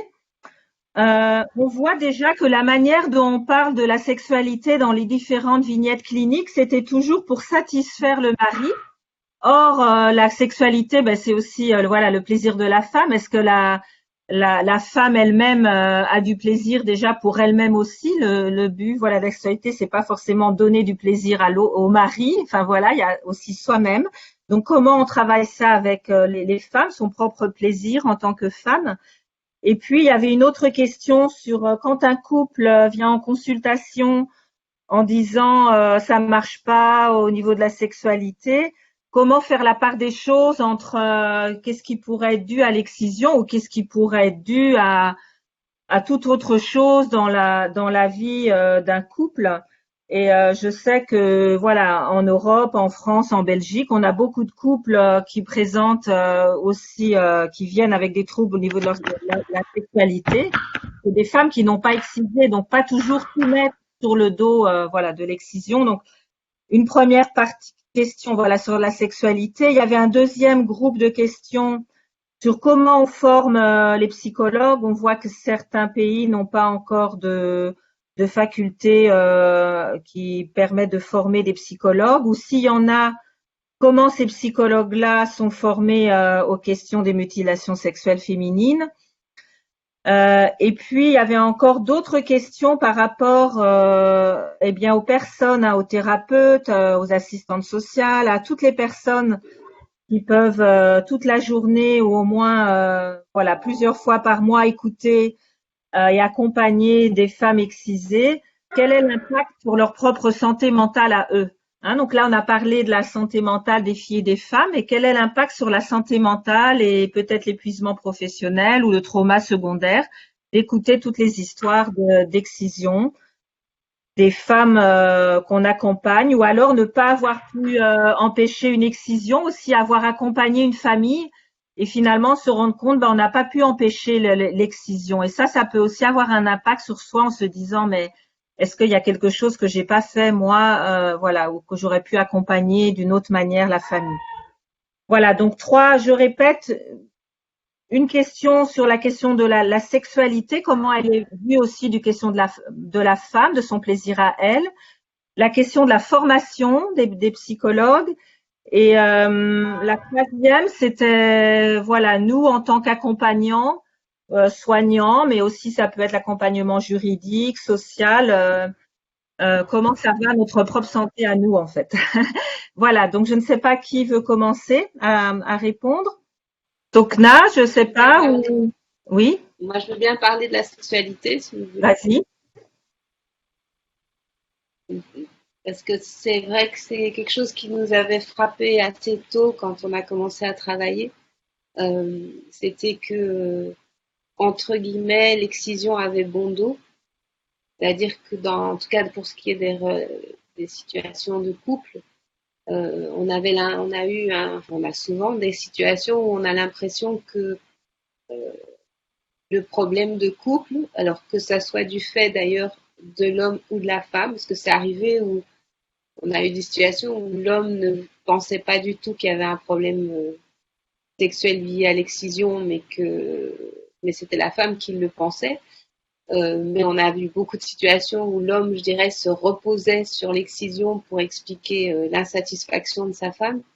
Et quand on travaille un peu avec le couple ou même avec uniquement la femme, on se rend compte qu'étant donné la façon dont se passent les rapports sexuels, excisés ou pas, on voit pas bien comment la femme pourrait connaître la moindre satisfaction. Et ça, c'est quelque chose auquel on fait très très attention, de ne pas véhiculer l'idée que excision égale incapacité, impossibilité à avoir des satisfactions sexuelles. Parce que du coup, je dirais que les maris paresseux ou les amants paresseux se glissent dans cette proposition pour considérer que si la sexualité est décevante pour la femme, c'est uniquement à cause de son excision et que c'est pas du tout parce que eux ne sont pas du tout intéressés par le plaisir qu'elle pourrait prendre. Je sais pas si ça répond suffisamment. Merci. Oui, moi, c'est ce que j'ai vu en consultation aussi, où l'excision était souvent amenée comme le problème. Ou alors, récemment, encore mardi dernier, il y a une jeune fille qui était persuadée qu'elle était infibulée. Et donc, elle demandait une désinfibulation. Elle disait, il y a une cicatrice qui bloque enfin, on peut pas rentrer, c'est physique, c'est un mur, alors qu'elle n'était pas infibulée et qu'elle avait d'autres problèmes qui faisaient que la sexualité était difficile. Mais et les gens sont parfois un peu déçus quand on dit ben non, c'est pas une opération là qui va pouvoir aider, on va devoir travailler autrement, un autre accompagnement psychologique ou sexologique.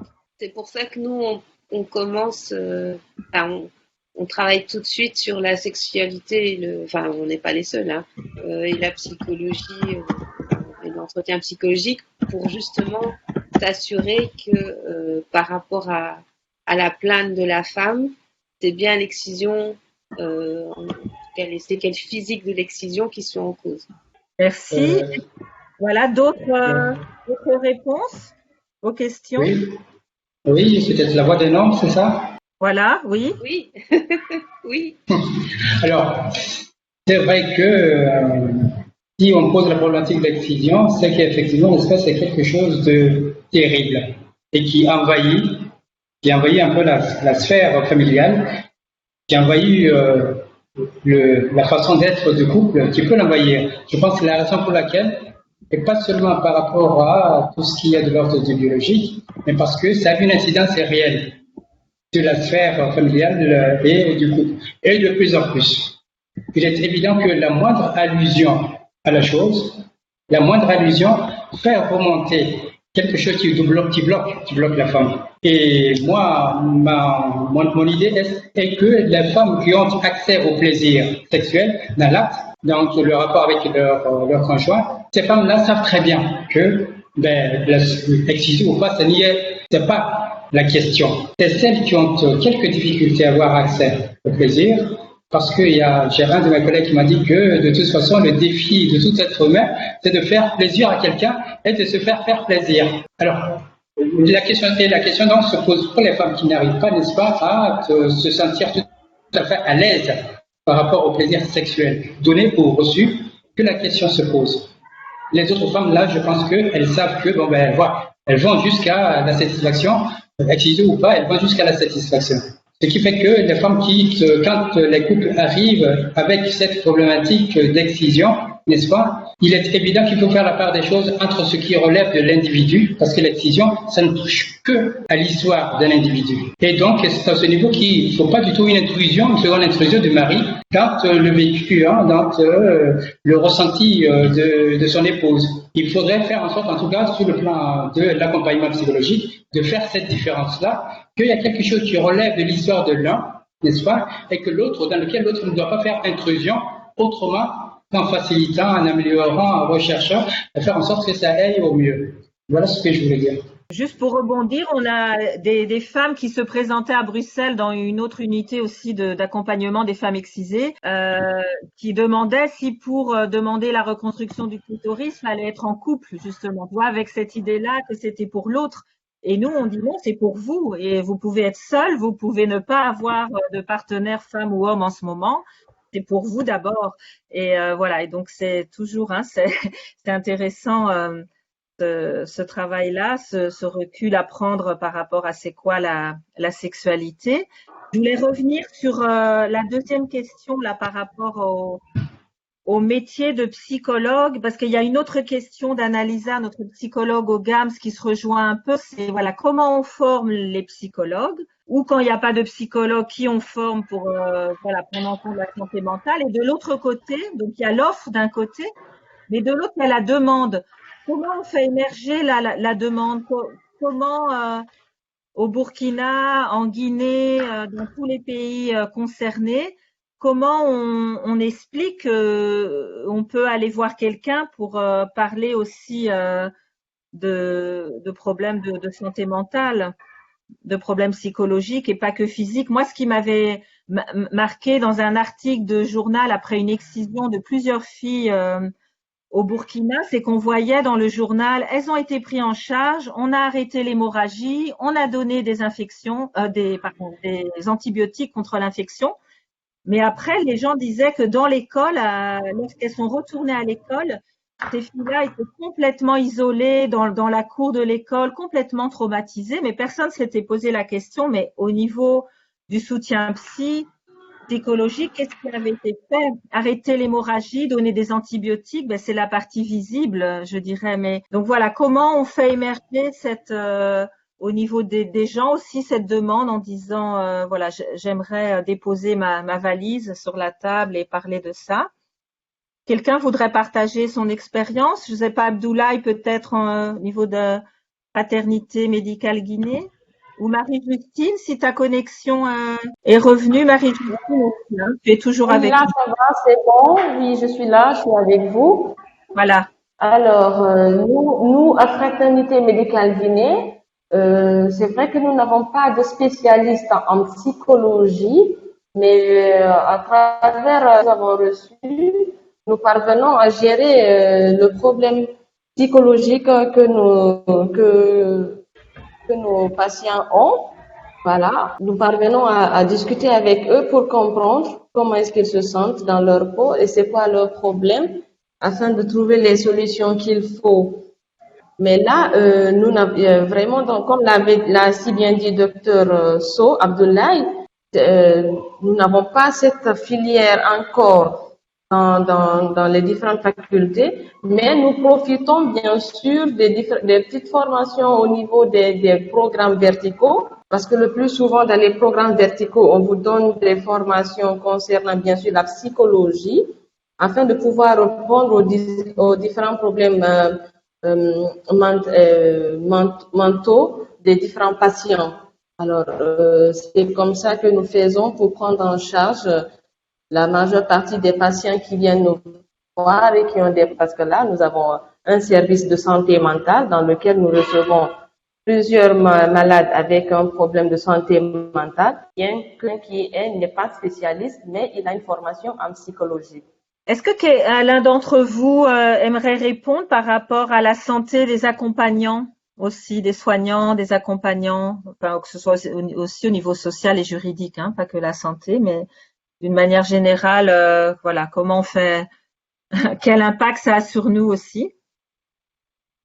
Peut-être, c'est Joanie, hein, peut-être 2 mots là-dessus.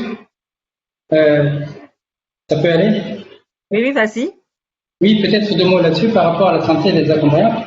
Il y a des organisations, des structures, n'est-ce pas, qui font cette démarche de sensibilisation ou de repérage de personnes en situation de risque dans les familles. Il est évident que ces personnes-là sont confrontées vraiment à toutes les vexations de la part des familles parce que généralement ils font le porte-à-porte et pour faire le porte-à-porte, pour porter le message, c'est quelque chose qui demande beaucoup d'énergie et qui entraîne en tout cas des effets psychologiques tout à fait difficiles, n'est-ce pas? Ce qui fait qu'il faut se résoudre à faire en sorte de superviser ces équipes-là, ces équipes qui sont confrontées à la souffrance de l'autre, qu'elle soit physique ou psychologique. Hein. Il faut que ces personnes-là aient un support arrière, que quand elles reviennent là, elles ne reviennent pas, elles ne rentrent pas chez elles avec toute cette charge-là, mais qu'au contraire, qu'elles puissent déposer ça quelque part avec l'aide d'un support de quelqu'un. Alors, c'est vrai que pour introduire la question dans les familles, pour introduire la question de la famille, moi je proposerais plutôt que ce soit, parce que vous avez donné, il y a quelqu'un qui a donné un exemple intéressant, à savoir que cette dame, des femmes qui sont obligées, après réparation, de revoir leur mère, de rediscuter de la chose avec leurs parents. En tout cas, c'était mon objectif à moi de faire en sorte que ces personnes-là, ces femmes-là, qui deviennent autonomes d'un point de vue de ressenti et du point de vue peut-être financier, du point de vue en tout cas de l'assise sociale, que ces femmes-là puissent effectivement se retrouver en groupe pour faire en sorte de pouvoir, n'est-ce pas, parrainer, si dans les villages il y a des filles qui ont quelques problèmes, qu'elles puissent être en arrière-plan, puissent parrainer ces filles-là. C'est en tout cas la manière dont moi j'envisagerais de porter, de faire en sorte qu'il y ait des femmes, des personnes qui sont relativement autonomes par rapport à la question, parce qu'elles-mêmes elles sont passées par la question, et qui sont capables d'être, encore une fois, d'interroger leur mère. et que le fait d'interroger leur mère là, ce soit le témoignage qui puisse être porté aux autres. Si dans tous les villages, je me dis, il y a des femmes, 2 ou 3 femmes qui sont capables, qui ont été capables d'interroger leur mère et de faire en sorte que le fait de l'interroger là, c'est une sorte de relation intergénérationnelle là, qui est mise en place et qui est suivie par tout le village. Je pense que les choses évolueront. Voilà. Voilà ce que je voulais dire. Merci. Donc là, tu voulais réagir peut-être par rapport voilà, aux accompagnants, aux Oui, soignants. j'allais justement dire que, évidemment, la situation en Europe ou en Afrique n'est pas du tout la même, ou en Afrique, lutter contre l'excision et soutenir les victimes d'excision, ça peut parfois avoir des conséquences directes sur les intervenants. Mais en fait, je voulais réagir un peu sur les 2 questions, sur aussi la formation des psychologues. Bien sûr que ça serait super que l'Afrique puisse former des psychologues de façon pointue à différentes questions, mais beaucoup de choses dont on parle autour de l'excision concernent le psychotraumatisme. Et le psychotraumatisme, en fait, le premier traitement, ou plutôt le premier moyen d'éviter le psychotraumatisme, c'est le soutien social. C'est le premier rempart. Et ça, c'est quelque chose qui est puissant en Afrique. Et donc, ce qu'on aurait peut-être surtout besoin, c'est de sensibiliser davantage justement à ces effets à long terme des chocs traumatiques. Et cet événement que tu as raconté où ces petites filles s'étaient retrouvées après à l'école complètement isolées, ça, plus que le sang et la douleur, provoque le psychotraumatisme au sens de la blessure psychique. Parce qu'elles ont souffert, mais elles ont été soignées, mais au fond, elles n'ont pas été reconnues par leur père, elles n'ont pas été consolées, elles n'ont pas été réaccueillies, elles n'ont pas été réintégrées dans leur groupe. Et ça fait le lit du psychotraumatisme. Et donc, je pense que et je trouvais vraiment, je partage tout à fait les préoccupations de Johanny Bassolé sur les communications intergénérationnelles. Il faut surtout lutter contre l'espèce que j'appelle le tabou qui a été inventé entre les filles et les mères pour faire comme s'ils n'avaient plus le même corps. C'est-à-dire qu'on ne peut plus du tout parler d'excision. Alors qu'il faut eu un temps où l'excision était... On savait que les excisions avaient lieu puisque c'était même ritualisé. Et là, on fait comme si elles n'avaient plus le même corps, comme si les mères n'étaient pas excisées, elles aussi. Et donc, comme si mère et fille ne pouvaient pas parler de la même chose. Et je pense que ça, c'est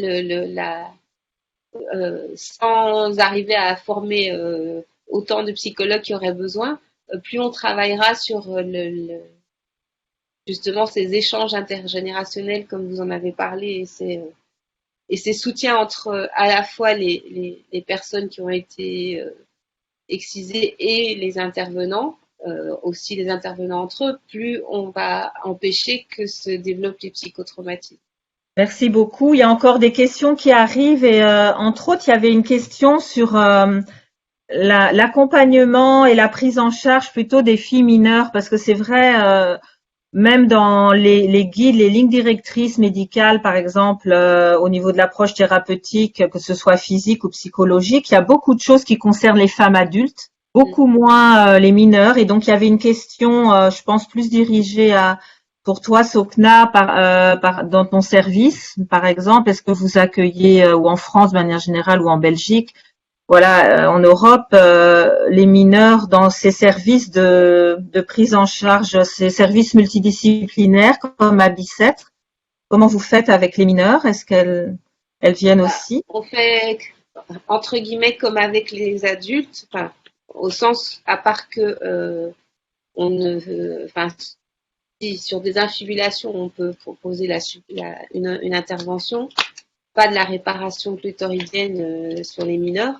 Par contre, souvent avec les mineurs ou les ados, c'est beaucoup orienté sur la question de leur sentiment d'anormalité, puisqu'en plus on est en France où elles ont l'impression qu'elles sont, comme ça a été évoqué, qu'elles sont tellement différentes des autres femmes, qu'elles sont plus des femmes, qu'elles sont pas des femmes, qu'elles n'ont pas accès à une sexualité normale étant donné qu'elles sont excisées. Et bien sûr, on les reçoit, enfin quand elles le demandent, bien sûr, on les reçoit dans le service. Mais on travaille plutôt à d'abord, je dirais lutter contre ce sentiment d'anormalité qui est souvent accompagné de sentiments de honte, honte de leur corps, honte de leur culture d'origine, honte de leur famille, on travaille plutôt à lutter contre ça qu'à d'autres interventions. En tout cas, pas de la chirurgie, ça c'est clair. Donc voilà, ça suffit. Merci. Voilà, donc on avance. Il est déjà 17 heures. Je vois qu'il y a quelques questions qui n'ont pas pu être posées, mais aussi parce qu'elles étaient sur d'autres sujets comme la médicalisation ou alors les lois contre l'excision.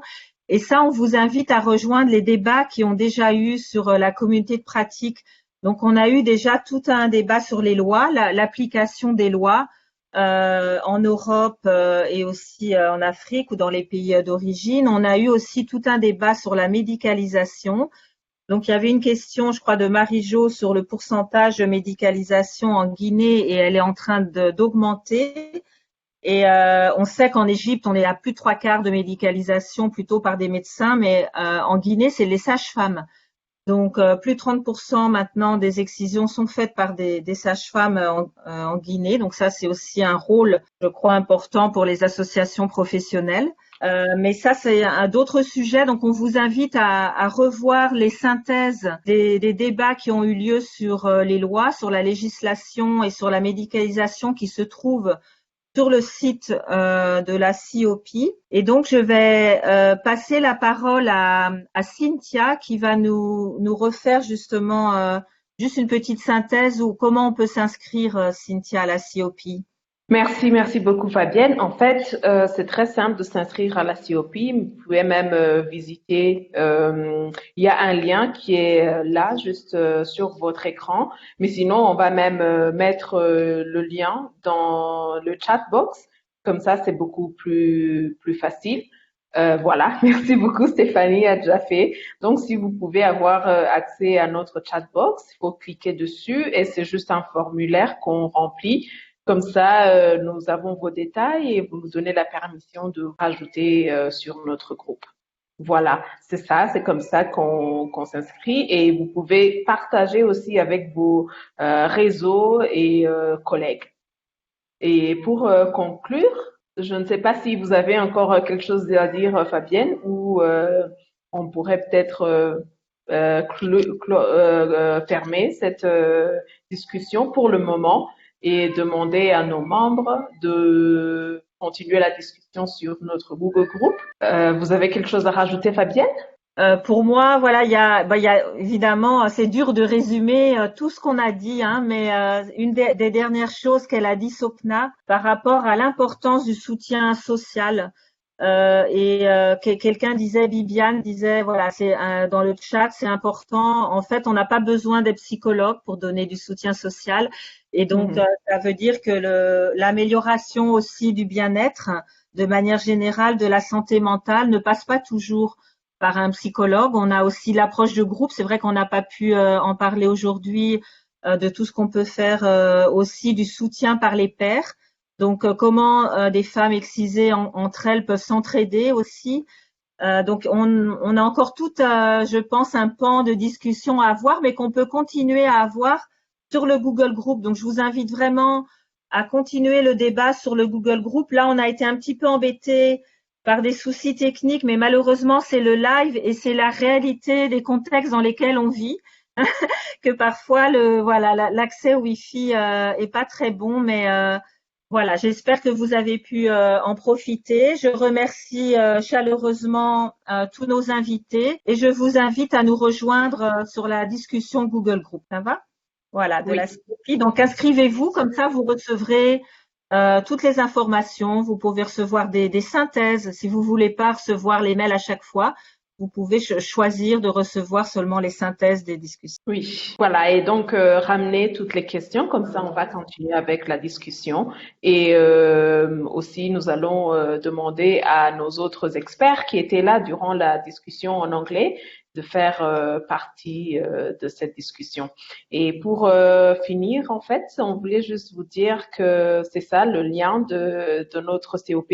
Mais aussi, quand vous venez, vous allez avoir des très longue discussion avec nous. Il y a Stéphanie, il y a Isatou qui est aussi co-modératrice, il y a moi-même et ça c'est nos mails juste au cas où vous voulez nous écrire ou vous joindre à nous. Voilà, c'est un peu ça et merci beaucoup d'avoir été avec nous. Voilà, un grand merci. Merci beaucoup. À Merci. bientôt. Merci. Merci. Allez, Au revoir. bye. Merci. Merci.